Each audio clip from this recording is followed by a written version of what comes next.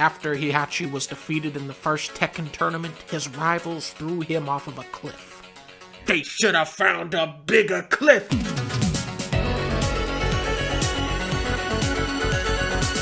The craziest thing about Tekken 2 is that it was developed in 1 year. This is one of those sequels that makes the original game look like a prototype, vastly improving in every direction.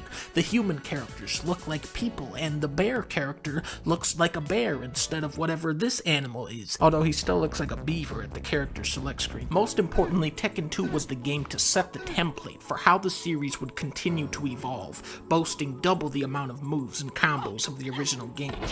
Hey yo! A number which far surpassed competitors like Mortal Kombat and Street Fighter, but was still dwarfed by its main inspiration, Virtua Fighter 2. However, Namco wasn't simply trying to replicate Sega's success on the PlayStation, they were going to war with Virtua Fighter.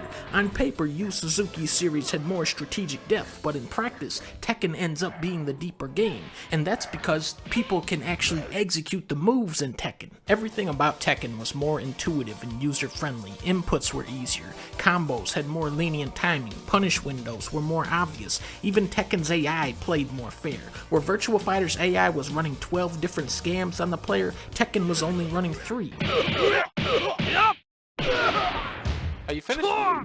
Tekken 2 was also where the developers started cranking up the coolness factor. Virtua Fighter was very reserved, very classy. It was more like, shall we duel? Tekken said, let's have a boxing dinosaur fight a robot for $1 trillion bill. You have not experienced the true battles of life until you have fought King in a dark church with the sunlight beaming down through the stained glass windows, and this song comes on.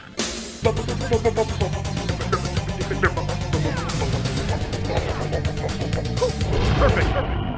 Even by Tekken standards, this soundtrack is phenomenal. It gets you hyped up, but it plays it cool. It's high energy, but not high volume. Paul's theme comes in with these horns going over the stand-up bass, and then Herbie Hancock comes in on the theremin or some shit.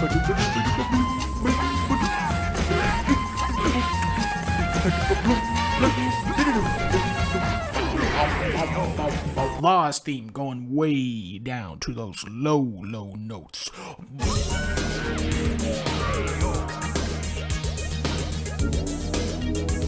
Then you got a dude playing piano in the club.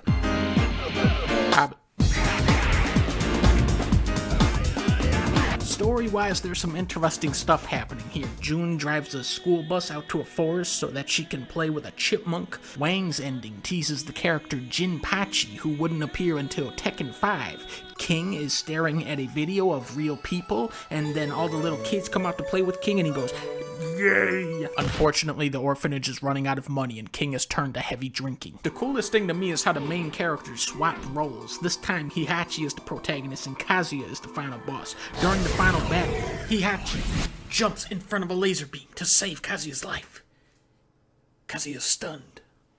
Then he smiles, and he grabs Heihachi and uses him as a shield to block laser beams from the devil man.